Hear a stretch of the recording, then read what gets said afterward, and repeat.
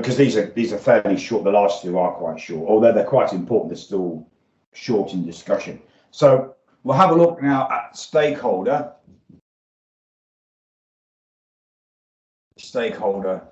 engagement. All right. Now, I think these last three, because the second one about governance might be a little bit more interesting, but stakeholder, most people are sort of fairly familiar with stakeholder engagement one way or another, some more than others, but it's an interesting topic actually in this respect. The point about the stakeholder engagement is the purpose of this is to provide a coordinated approach to how we handle, engage with stakeholders and the communications thereof, right? So it's all about the purpose, right? Purpose really to identify and assess, it doesn't put in there really, stakeholders and communications, right? How do we communicate with them? Communicate, right? Really, that's the point here. The needs of the portfolio customers, right? Identified and managed separately. Stakeholder support for the portfolio is gained by effective consultation and involvement in the definition and delivery of the portfolio. So as much as it's in the delivery, it really goes, it's applied, is a better way of putting it, applied throughout, sorry about the lazy English here, throughout the whole cycles, whole of the two cycles, right? Both definition and delivery cycles. Really, once you start up in the beginning, you need to get hold of stakeholder engagement.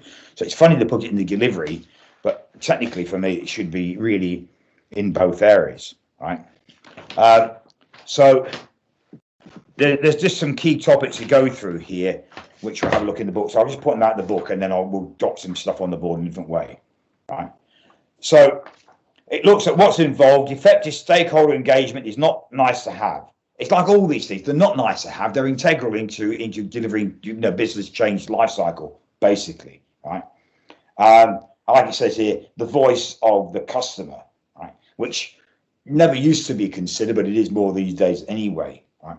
And it says ensuring that the right programs and projects are undertaken. Now, this is really quite critical. You're not going to just run this foisture onto people, right? And even when Westpac were relocating these 1,200 people, which was part of the rationalising of the way the bank, because just one aspect going on, because there are other departments that were moving, they were getting rid of hired, rented buildings and building their own. They put a massive head office down at the bottom end of King Street, down near the front end of the harbour there in Sydney, right? And moved a lot of people out of the old Phillips Street and Marshall Street and down there to go and fit in these places, right, in this new head office, to get rid of all the old, because it's costing them a lot of money. And the one we were in turned out they returned it back to a hotel eventually. It's now a Radisson Hotel, but we were sat out in the middle of nowhere, which was a bit cheaper to do that. So there was a whole part of a massive portfolio of work to rationalise the infrastructure within the Westpac banking corporation, really. And therefore, you've got to understand everybody's involvement in it, because, we're all working in the city CBD. And of course, most of the 1,200 of us were going to go out in the middle of the sticks. And we're used to working with all our other colleagues who are in head office and the other parts of different departments and buildings around, Martin Place and the centre of Sydney itself. It's quite a small CBD, Sydney, really, right? So that was part of it all. So, you've got to understand, that's why really, when you're looking at that type of level of work, and that's what Westpac were doing. It was very good. They were very good at it, actually, in change management, which is a key underpinning of all that. Right. So it says here, with regards to employees, right, it says found that employee engagement is unequivocally correlated with enhanced competitiveness, profitability, and performance. Absolutely. And this was really the underlying thing in Steve Denning's book, The Springboard, was, it wasn't about getting knowledge management in. It was getting an understanding and the buy-in from all the people that would benefit from it and help him put it in an effective way, right? And in an effective way. So it reduced a lot of the reinventing the wheel with a lot of initiatives going on in the third world. The World Bank was funding and stuff like that. So it was really quite interesting, actually. Right. So it says down here, the report quotes some woman, being involved not only gives me real opportunities to influence and decisions which affect me and my future, also means I'm more aware of the wider picture. And this is why even here, I'm trying to give a wider picture than just portfolios, hopefully. It's about understanding the broader picture. You've got to see, where do I fit in the bigger picture? If you just put people in silos and they don't know what they're up to, it doesn't mean they can be that effective or efficient in what they're doing, right? And they have less interest in it, right? And that's really the bigger problem. The lack of interest and buying is the worst thing you can have. Then you get this energy thing that we looked at on Monday, right? So management boards being visible, they've got to be there and seem to be doing something. Consistent approach to looking at stakeholders is a very broad area. I mean, when you think, probably the biggest area of stakeholder engagement are the World Olympics, because that encompasses about half the planet in various formats, one way or another, right? So when you think you're just doing a little change in your local office, it's quite minimal compared to something like, even the World Cup would have been big enough, but not as big as the Olympics, right? Collaborative working, as always. Portfolio stakeholder engagement. Now, really, you're looking at the bigger picture here. You're looking at the key stakeholders in your initiatives, and then obviously the CEOs and the CFOs and etc., the C-suite, the bigger picture, because they're the ones that are funding this. They're the ones that have got the bright ideas about these changes and then bringing them into your portfolio. Remember, that's where they all originally come from in most cases, right? And therefore, produce a plan, and then stakeholder engagement plan, required to identify key stakeholders, categorize them by degree of interest, and we'll look at how we do that. So that's the purpose of it, and therefore what we need to do is to address the purpose, basically. So the key areas of focus on senior management, you can see, embrace modern communications. Right? So they're the two things. Consider this was written in 2011. I think modern communications have shifted a little bit since then. Right? Not necessarily in a good way either, quite frankly.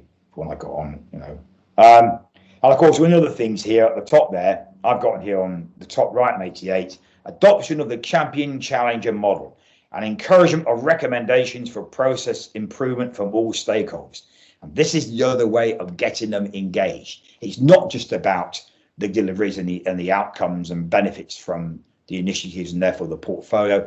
It's about the whole way the portfolio is run, right? And get them involved in that as well. So they get encompasses this whole family as a whole clubhouse of people, if you like, delivering change for that portfolio, right?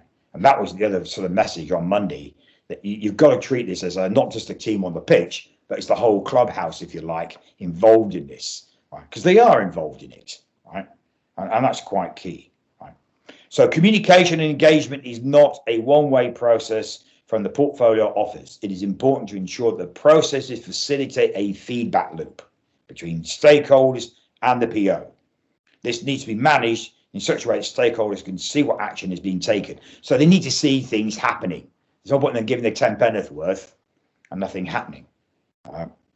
It's interesting because my cousin said there was some consultancy things going on about the digital pound, about road funding, and there was something about identity ID cards and stuff like this. Actually, one of them ran out last night, and it's interesting because they want your feedback on all this, right?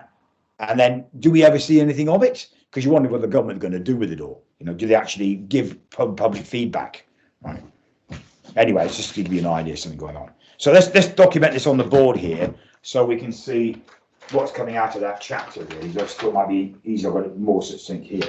So purpose, internal and gain stakeholder support. So we identified and therefore gain stakeholder buy-in, and therefore support, right? And that's quite key. People need to be involved in something. We know this, but often the practice is not there, where it is, right? So what's involved? What's involved? Now I'll put a little note on my bit of paper here, right? So it's about focus, and I mentioned that earlier on in risk about operations focused on senior management, right, in the BAU as well, because that's really where the work is going to be going into in the first place, actually, right? Because as much as it's corporate at this level, mainly a lot of the senior level work is at corporate level, right? Corporate primarily, right? Because you need their buy-in as well to support you, right? A lot of that's by the senior management as well, which then will feed back into those I'll put down here, right? Use modern comms. I'll just write it up here because then it's a separate thing.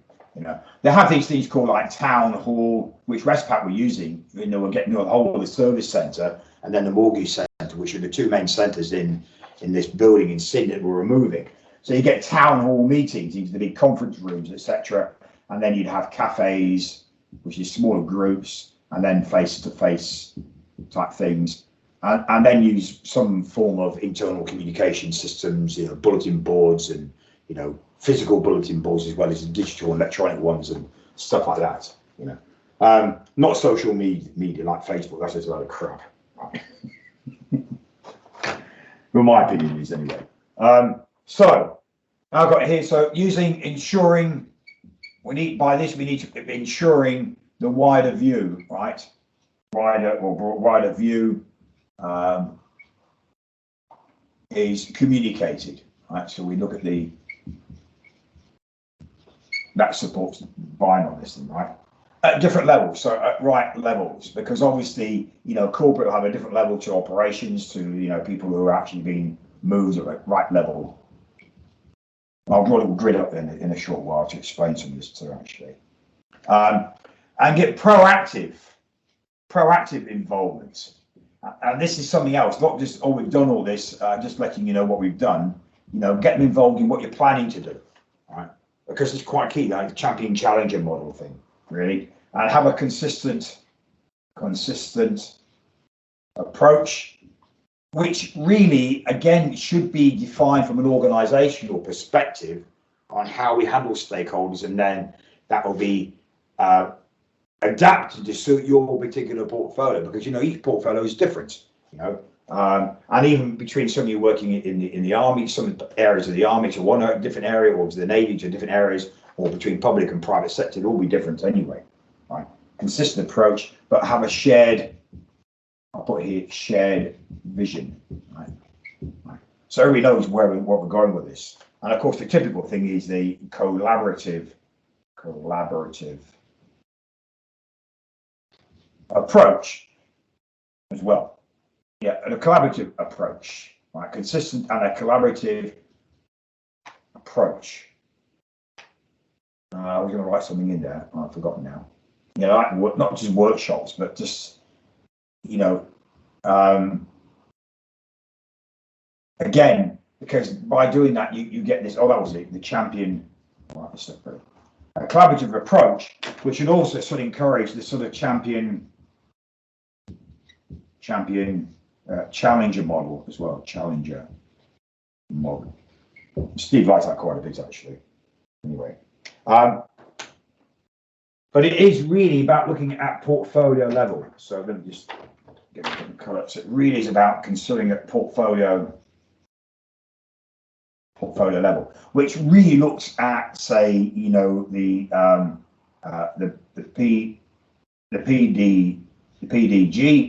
PDG and the PPG, in other words, the portfolio direction group and the portfolio progress group, right? Or the IC, the investment committee, and the change delivery committee, if you like, right? So it's portfolio level, but also looking at corporate area and really the senior levels in the initiatives, which would be the board levels of the initiatives. The project and program boards really would be part of that too, right? And therefore categorize to understand where they fit in. But remember, you know, it's a fluid situation, so nothing is set in concrete. You know, from one period of time to another, this is going to vary, right? And things will shift around. So I'm going to draw this little grid by. This is Patrick Mayfield's view of things. Right. Actually, I'll give it a bit further over this way. Sorry. Just trying to leave a bit of space in there to get all three on the same board. Actually, so you've got this power interest grid by Patrick Mayfield. So I hope you can see it. It's an old squashed on the side here. Right. So this is Patrick Mayfield, well known in this field actually. And so we have the power. I don't know if you guys have seen anything like this. The power interest. There are various formats. This is a very straightforward one. A lot of people do active and passive and negative and positive and a whole pile of other grids depending on how you want to look at it. There's a bit more in the organisational thing, stakeholder in MSP that Matt might remember doing. The thing is that you have this different grid called keep satisfied, because you need to keep these guys on board. Keep satisfied. Here is closely engage. This will be keep informed. Right. Keep informed in the bottom right-hand grid there. Right, so I've just written keep informed down here, and this would be just monitor. Right. So you would get, you know, some of your key elements in here. You probably have, you know, the corp guys up here a bit, maybe certainly the PPG and the PDG in here, for example, and then you would have, you know, your suppliers down here. So you may have supplier 1, supplier 2. You probably have your sort of say one program manager in here, one program manager in there, and a program manager here, and a project manager here, right? And then you get the sort of maybe senior management somewhere around here for the time being. I'll put that in green. Right. Senior management in here, the general senior management, and other members of the corporate body. Corporate body up here, another corporate body area here. It just depends on which area you're looking at, so it might vary, right? And then some idea, maybe just, you know, whoops.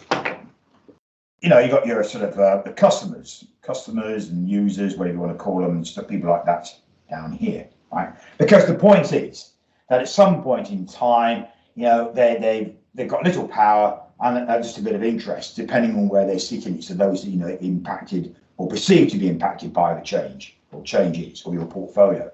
Suppliers, because they're not really technically informed at this point, but sometime they may well move up here, right? And then you might get, you know, the program manager will move down to there, and then this one will move up here as well. And then sometimes the users might move up there, and the corporate will swing around, and maybe management will go in and back out as well. In other words, it's fluid, right? So wherever they are in the grid in relation to others in that grid, the further towards the top right, the more important, or the more power, the more interest they have. That hope that stands to reason. When the guys are right down the bottom here, you're just monitoring them because they have little power and little interest. They're right on the sidelines and maybe just, you know, but keep an eye on them. Because sometimes people down here can suddenly shift in here, or even shift up here, or even to here. So it's a fluid. That's why it needs continuing review. It's a continuous activity, and that's part of, you know, the communications and the feedback loops and everything. So we need to have sort of proactive involvement and feedback, right, to support this, right? Feedback, right, which would lead into this sort of thing as well, and then the types of communication and how you're categorizing it. Remember, it's all very fluid in the way this all works actually. But this is quite an interesting grid. But do remember, people are going to move around and change. Right? At some point, like some suppliers, and depending on the initiatives, and maybe some people from the operational environment, like the managers, will be in here because they're directly involved in a particular initiative that's going on at this point in time. Now, you're going to be more closely engaged with them, right? And later they may shift back here. They still have a lot of power, or sometimes they have little power and they're still interested in seeing what else is going on. So it's a constantly changing playing field in that sense. So keep a track on it, right? It's not something you do at the beginning, like risk. You know, risk you don't do at the beginning and leave it. It's constantly changing. You can't be always on top of it, but you've got to have something depending on how risky your particular time frame is for your particular set of initiatives in your portfolio and the initiatives themselves, on how much risk involvement you're going to get, right? You know, so where it's a very low risk, you're not won't be so involved in it. But anything to do with any planning and any activities going on, you know, anything's changing, always keep these guys involved in it. Actually, it's very important. Actually, because at the end of the day, you know, at the end of it all, people are involved in change. People are going to be impacted by it, or perceived to be impacted, or impact on your change. That's what a stakeholder is, right? Right? Not talking about shareholders, we're about stakeholders. So all those people need to be, you know, kept an eye on somehow, and get involved in it. It's very important. Okay, so I'll just wrap up with the keys to success, which again, now you're getting the habit that they're all linked to what's going on around here. So the key one here is collaborative working, right? And I think, you know, this is probably one of the most important aspects when we're involved in people, is to get their buy-in, work with them, make them part of the team, you know, to whatever level. There's no, you need to know bases, and you don't need to know them and then sideline them. Because you sideline them down here or out of this, you could be in a bigger trouble later, right? And that's what you want to avoid. Right? It's not something you want to avoid, you just don't want it, right? So involve stakeholders,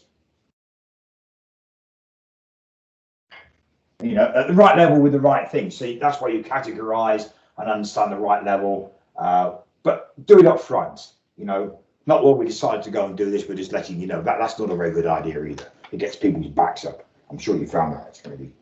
And as we saw the other day, align your comms plan with the delivery plan, right? So you can see everything all in a similar place, actually. And therefore the delivery plan, which will have obviously the initiatives, so that will include the initiatives in your delivery plan. So you can link and see, you know, like when suppliers are coming on board, when others are dropping off, when you've got different program and project managers getting project boards getting involved as well. So I've got PMs in here, so technically the board as well, really. Do adapt the approach. It's important to tailor. I think tailoring is a bad word. Tailor, you know, adapt better. Adapt to the environment. And even that can change from one time frame of the portfolio to the next, you know, over a period of 6 months or a year. That could change, right? And vary that way too. And like we said, get feedback, make it open. So it's open feedback so people can see you doing something, and then communicate as well. Right, I've got here feedback, communicate, lessons, and the challenger approach as well. And people feel, you know, by saying, look, you be open. You know, if you think something's not working well, come and let us know. We'll review it, and if realistic and problem, we'll do it. We've got modern comms up there. I'll just put down here modern comms anyway. Modern forms of comms, right? I mean, when he says modern forms of communication, it's a bit weird. He says, recent years have been a dramatic increase in the availability of media channels and technology platforms to enhance comms, intranet sites, software, centralized forum functionality, you know, all it. Internet meetings, websites, as you will know, Twitter and YouTube, and I won't trust half of those anyway these days. They're all censored and got control on it. So personally, you know, I would find something a little bit differently to do that, actually, you know, because that's just me, really. And then have sort of senior management forums as well. They have senior management forums, he puts down here. And then finally, well, I've got modern comms, and then value them. Value the comms. They are important. The point is that it's just making sure that when you've got people engaged in what you're doing, they're aware of it and they're going to follow it through. and therefore they feel part of the family. It's getting people to feel part of what you're doing, because they are part of what you're doing, right, in the end. So make sure they understand and feel that, you know, not as lip service, but a real part of it. I mean, when we were relocating these, just from a program point of view, when Westpac was relocating these 1,200 people, because we were looking after the whole network system in this building, and part of the program I was in was to actually rebuild the network and the comms room down in this site. So they were in this big concrete bunker almost, putting the comms room, because it needed to be a concrete bunker. And the rest of the site was just got a roof on it. There was nothing there, really, to start with. But they would take people down there. They'd take these groups. Once they started getting something in there, they'd take the groups of people from the old building down there to have a look around it, get them involved in it. This is what we're doing. And they'll do that on stages. But here's just the roof. Here's the comms room. Now we've got the flooring. We've got the pod going up. Now you can see where you're starting to work. And that got people up and working. So by the time we actually started to relocate people, you know, the people at the back of the queue were trying to jump to the front of the queue. They all wanted to get out there. Where like a year before, nobody wanted to go, you know. Who wants to go to Concord? It was all right in the end, really. All right. I went back about 10 years later. It looked like Kew Gardens, actually. It was quite amazing. It's still there too today, actually. And that was back in '98 we got those people, 25 years ago. So that's the stakeholder engagement section part. Anybody want any questions on that for the minutes? Anybody?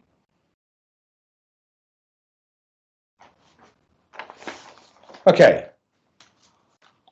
Now look at governance.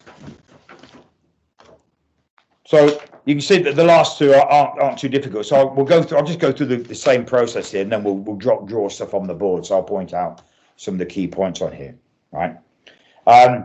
So the governance section here is about, really, at the end of the day, it's about accountability and making decisions on what's going on. So the purpose of the organizational governance practice is to ensure clarity about what decisions are made, where and when, and what criteria are used, right? And therefore, to a certain extent, who's going to make those decisions? Mainly going to be at the two groups there, and probably even senior management or corporate, depending how the whole link is anyway, right?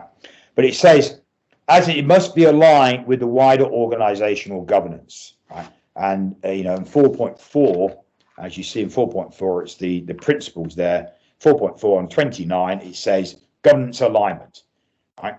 It's very important. It relies on the whole organization. Effective portfolio governance also means that the governance of the portfolio needs to reflect and be consistent with the wider organizational governance model. Right? So hopefully you've got one in there. Now I know the armed forces tends to have something in there, hopefully. Usually a lot of private organizations are a little bit less evident, right? So let's have a look at, I'll just draw a line down here to separate these areas out. So governance.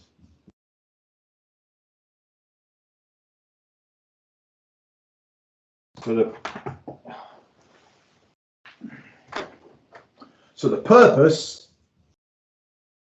right, is to ensure alignment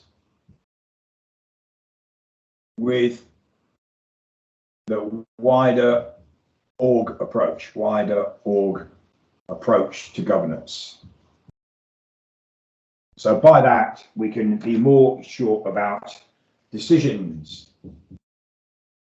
making is better defined, like it says, on clarity about what's made, what, where, and criteria, and criteria used. Make sure I get that properly. Right? So what decisions are made, where they are made, and technically that means who's making them, and therefore whereabouts in your time frame too, and that the right criteria is used as well to do that. Right. So what's involved? How do we ensure all that? Right. So let's have a look at what it means to ensure that. Right? So a vision for what the portfolio is designed to achieve. So we need to communicate, right? What's the portfolio here, right? And therefore, why are we making decisions around that particular portfolio related to the organisation? Right? A description of what portfolio manager is designed to achieve. The role profiles are prepared for key positions. Right. So this is what we said about roles. When we define the role, there's the generic design and the generic descriptions in the appendix here on those roles from a generic point of view. But as we said before, you need to adapt and then refine that to suit your particular portfolio based on the organization's view, the type of environment, and the portfolio's direction anyway.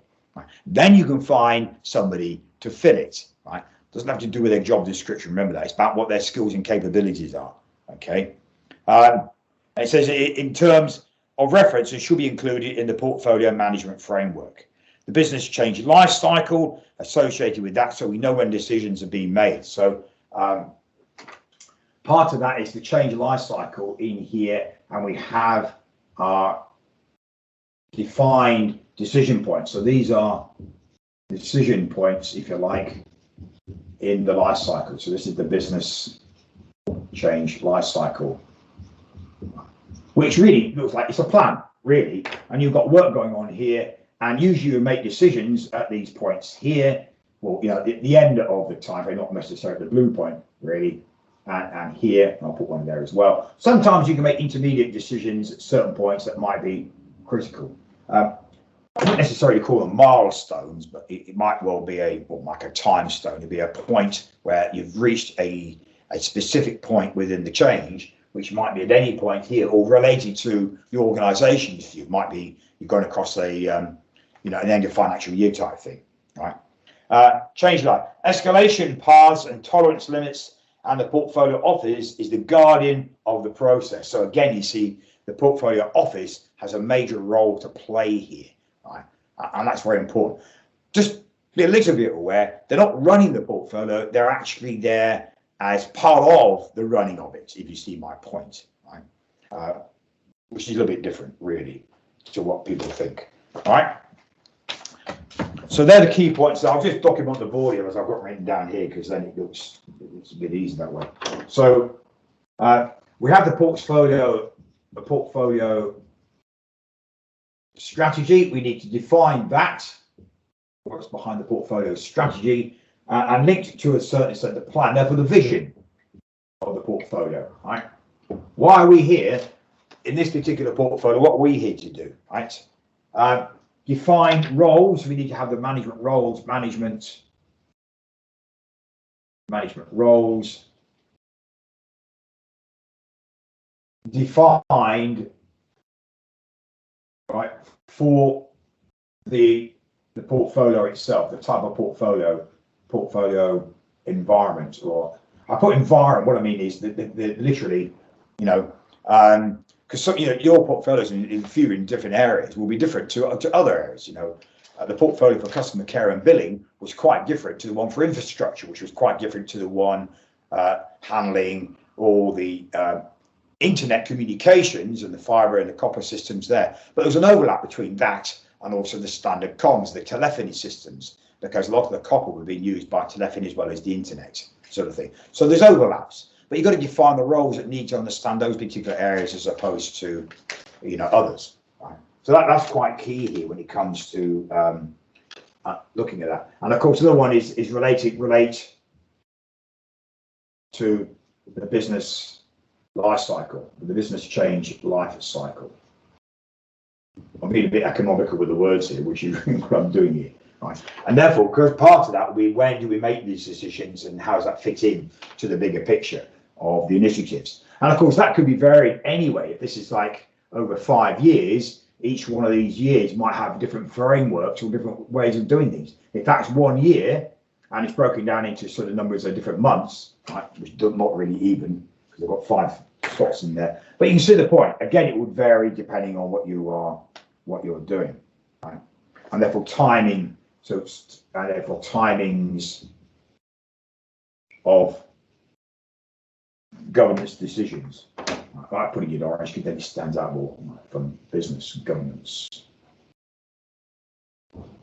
It's funny actually. I pinched that. Somebody said they get Agile PM. I can't remember who said it. Anyway, in the Agile PM, they tend to use the orange for business, green for techie, and blue for management. So just take that on from there a bit, really.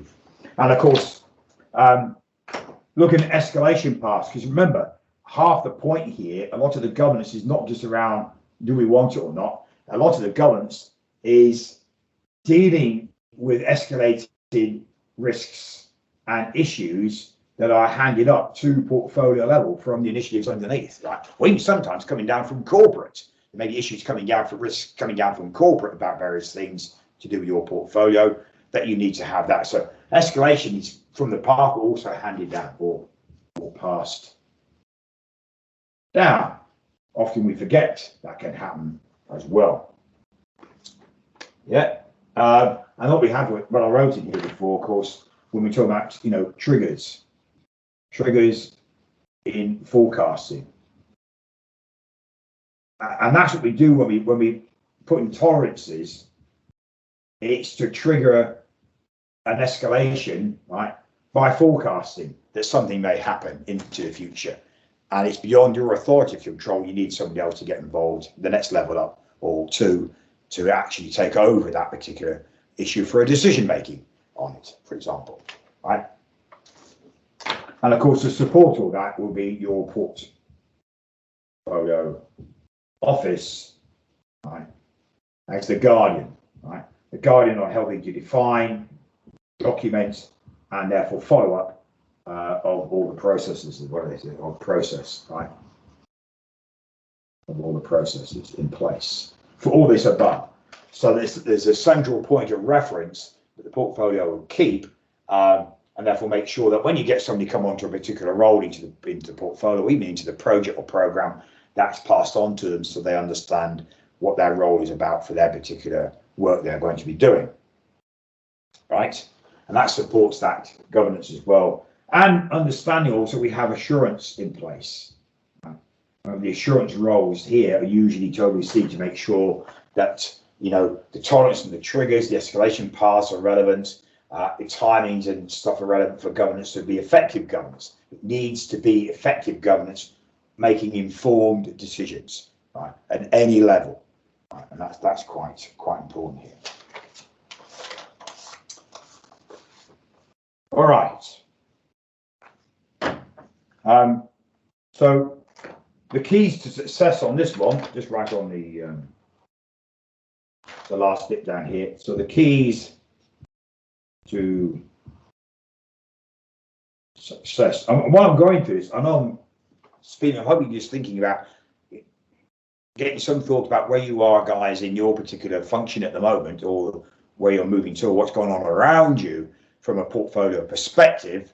It doesn't matter which part you're in. And think about this, because this is quite a key area, about the governance, because it is about accountability and decision making. So, it's about accountability, right? And therefore, these guys at that level, or any level, need to understand, have the authority and understand they're accountable for certain things, right? Not just responsible, but accountable. So when they make decisions, that's where the buck stops. And if something goes wrong because of what they decided, then they've got to be able to stand up and say why you made that decision. And we can only decide on what we know at the time anyway, right? One of the weird things we have in life is that people are very quick to turn around and say, yeah, but you didn't do the right decision at that point. And you say, but you're taking that from your standpoint now. I made that decision a month ago, or some period in the past, when what I had to go on then. You're trying to argue against that then for what you know now, but we didn't know that then that you know now. This is part of the regret thing, which is also a bit crazy. It's mad being regrets, because you can only do what you do then. There's no point looking back, oh, I wish I hadn't done that now. Well, you did for various reasons, because of what you knew at the time, not because of what you know now. And that's why we tend to base regrets. Anyway, it's just something to think about. So, shared vision. Right, shared vision. Because when we're making decisions, we need to know we're all making decisions looking at the same end goal. Otherwise, what the hell are we doing here if we don't do that? All right, shared vision. And we need to have clarity clarity on the governance, about how decisions are made, who makes them, when they made them, having the right authority, and make sure they know that they are accountable for making those decisions as well, right? And then get feedback. Oops. Get feedback. We should lead to action as well, right? Lead to action, changes, whatever happens to be, on that basis. So here, feedback, the reviews, etc., and the impact on the business case. So feedback and action, and therefore any impacts on the business case for the portfolio. Right? Because remember, the portfolio is there, and the business case is to define why the portfolio is there, and therefore, if it looks like something's changing, then it needs to be reviewed on that. So I put regular reviews and feedback and review action from reviews, right? At that point as well. So we've got a shared vision, but again, you know, it's shared understanding also on governance. So shared understanding. So I'll go through some of these in a minute. Understanding, oops, on the governance as well. So that links back up to here. Right? So just to point out what we mean by that on page 91, when it says a shared vision for the portfolio, the management board should agree a vision for the portfolio. This vision should be widely disseminated and should be included in the strategy and the delivery plan. So we're all looking at the same future state and how this portfolio is going to work. Right? So linking that to the last one, it says all stakeholders have a clear and shared understanding of the governance processes and structure linked to the vision. So when they're making decisions, they're all making decisions related to the same shared vision, the overall goal and point of the portfolio. So it's all related to that. Otherwise, you know, you're going to be in a bit of a pickle if you don't, really. And the portfolio office should host training and awareness raising sessions, right? Which is why you are here. All right, so that's the governance thing.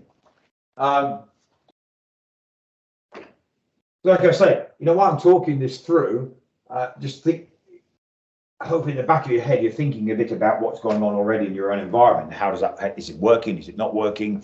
What could be improved? Might not be working very well. In that case, you think, you know, a lot of this stuff is saying, look, this is what we think is a good way of doing it. And you go, oh, we're doing that already. So that's cool bananas. We're on the right track, you know, and that's good if you do that. Other things you might turn around and say, oh, well, we can't use that, or that's a good bit of help. Something you might want to take on board, and that's part of it too, really. So, any thoughts on the governance bits, guys? Any feedback, considerations, or?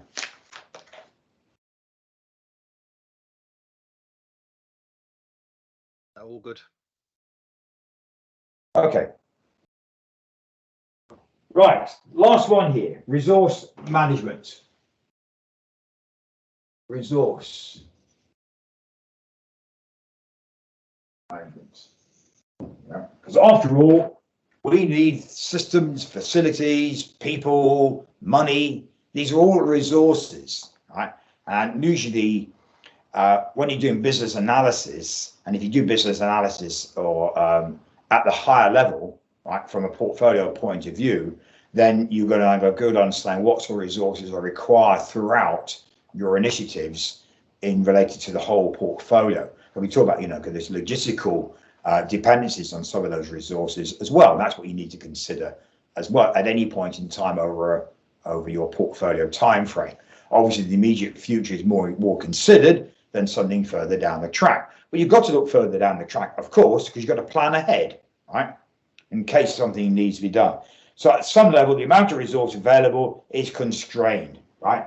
So the purpose of this is to put in place mechanisms to understand and manage the amount of resources, right? So the idea is to understand what purpose, right, is to understand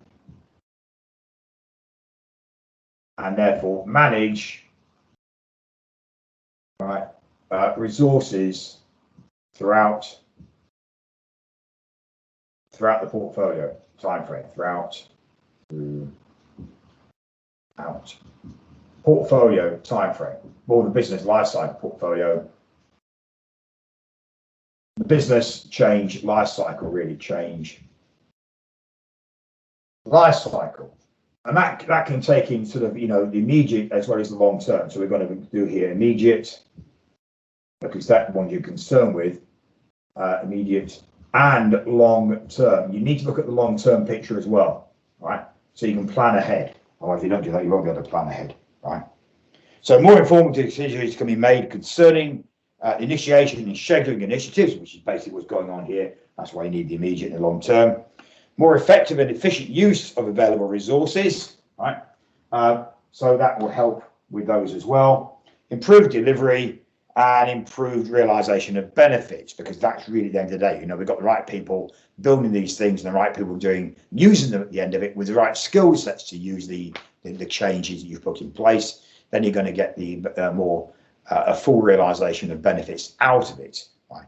Like I said, you know, we've got to plonk all these, you know, new telesystems onto the counters and the branches throughout Australia, and of course they bring the guys and they don't know how to use them. And then what's the point in doing that? You know? I mean, it's common sense in some respects, but you'd be surprised. You know, it's not always addressed enough in some respects, and that's because people do not plan properly. Right? They do not plan properly. That does not mean you need to plan in detail. If you've got an initiative running over 5 years, you can't plan the next 5 years in detail. You can plan the next few weeks in detail. You still got to have a high level view of what's happening throughout, because you need to know what you might need in 3 years' time. At very, very high level, right? Just to get some idea, it might be just a couple of objectives at that point. Right. So, what's involved?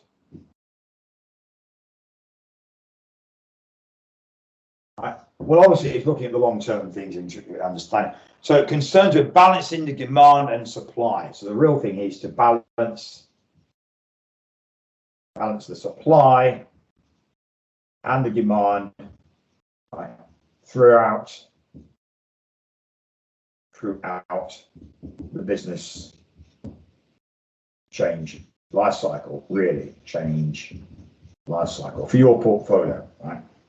Right. So it's, oh yeah, this is top page 92, by the way. And for constrained resource that limits the capacity. So the point is, it's looking at any logistical dependencies.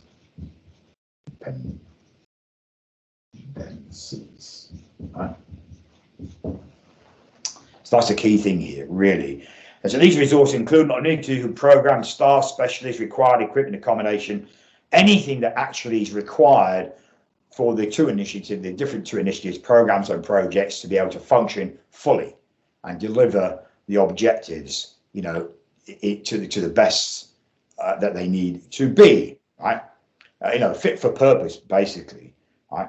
So obviously, that's to understand the demand, understand that demand, and that means by the planning again. So this is in the planning, and therefore, you know, you can therefore look at the supply then. How do we supply and fulfill that? Therefore, fulfill the demand. Right? So you can plan ahead to do this sort of thing, right? That's what's really involved here. Right? Understanding the supply as well. For example, complete a portfolio skills register. Right? Supply skills ETC, right? And therefore, you know, where necessary, you know, train people up, put them on training. We're going to need some people in the future who do this sort of work, train them up where necessary, and get their capacity or capability, I should say, capability and competencies up to speed, right? And therefore match the two. So really, it's talking about matching the two. You know, again, in the plan, that's why the plan is quite key to doing this, right? Matching the two in the plan. So matching supply and demand, ensuring the most highly prioritized programs are first in the queue. And matching the two, and therefore scheduling, you know, accordingly. I mean, it's scheduling the initiatives. I should put that down actually. Scheduling the initiatives, just to be more specific, right? Schedule the initiatives accordingly.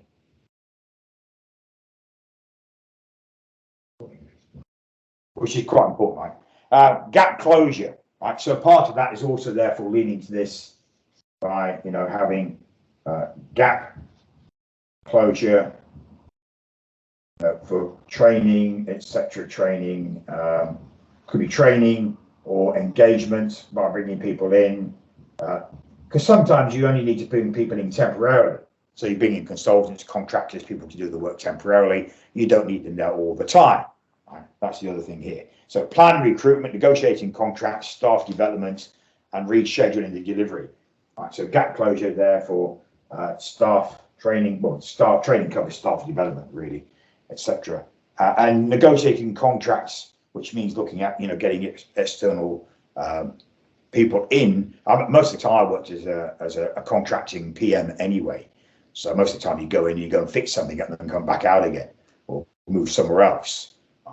Because a lot of organisations are a bit wary about getting, you know, keeping people on permanently for project managers. They keep them there for the more continuous type work, which is not operational, but usually the sort of the more general types of projects. When those specialist projects in, they're going contractors in.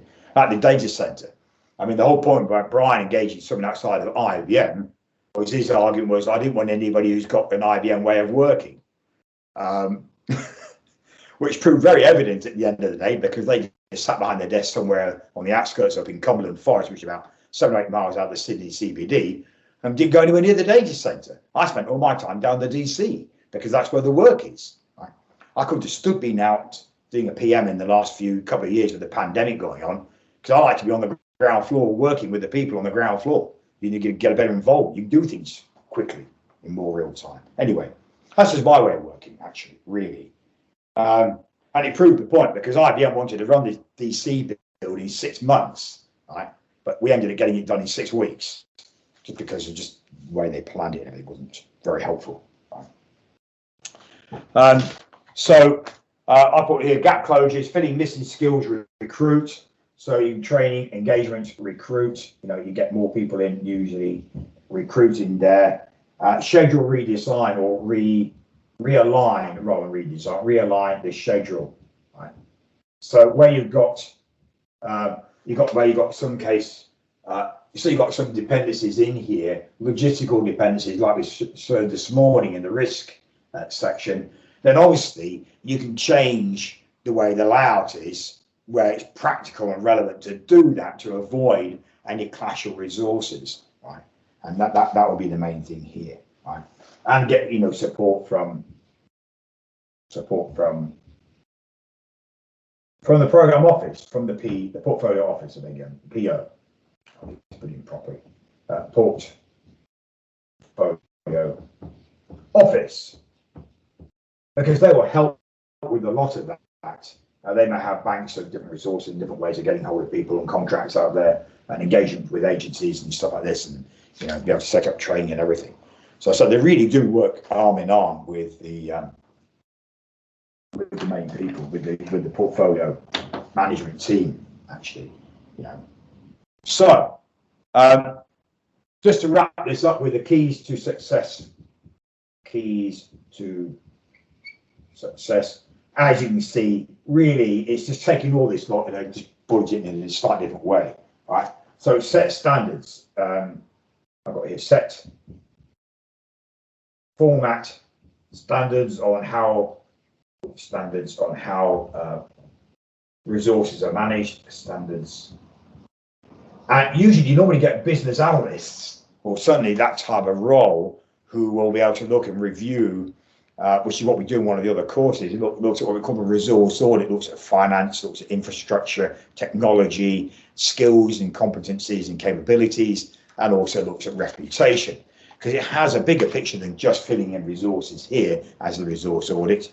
It also helps you understand what the impact is going to be on some of the changes too. It helps you look at the business view of the change you're putting in place, not just the drain engagement of the resources, but the impact of doing that, especially like reputation and stuff like this too, which can have quite a big impact. And then it's got here business case, because in a way, in the business case, it ought to be documented too on risk, because some of the risks in there will be incorporating risk related to resources. Right. So in here it's got use business case to create portfolio schedule. Amalgamate the resource plans of the projects and projects to provide an understanding of the portfolio resource requirements. Right. What resources are there? Because in the sense that risk and the resources is linked to dependencies, and therefore so you get the business case for the portfolio, right, and related to both program and project. Right. So what is interesting in this point, you have the business case for running the portfolio, right? And therefore, in a way, the program, the two initiatives, or the different initiatives here, the different level of initiatives, their business cases should be a subset of that, because after all, what they're delivering is looking at the wider picture of the portfolio, right? So their BCs ought to be a subset of that. But obviously at the portfolio level, the business case is looking at the bigger picture. But it might therefore be prudent to start looking at some of the BCs at high level that you'll likely produce a strategic BC level for these types of initiative, and therefore understand the resources because of the type of change these are putting through. Right, so once you understand what these projects and programs are going to deliver as an overall objective of their change, then that will have certain resources associated with it, and therefore link back to the main business case of the organisation, of the portfolio, beg your pardon, and any risks around that way. Right. It should also really regular reviews. Right. So really your resource plan ought to be here, and regular reviews, because things are going to change, the designs may change, skill sets may change, and therefore your dependencies may change, and some go up and some come down, you know. So again, it's like everything else. Everything is fluid these days, and it's, you know, constantly evolving. So we need to keep a track on those different aspects of it, right? Like I said here. So finally, resource management, which is just rough summing of what I've just said. It is dynamic, right? Dynamic. In fact, most of these things are dynamic. You know, governance is dynamic. Stakeholder engagement is dynamic. So is risk, right? So is financial management dynamic, right? Because funds can come and go and change. You might think, I'm going to get some money from selling off these properties. You might not get the same amount of money. They may not sell. There may be a change of plan, not selling them at all, right? So again, all of that, including the management, all these areas are all dynamic. There's nothing static about any of them.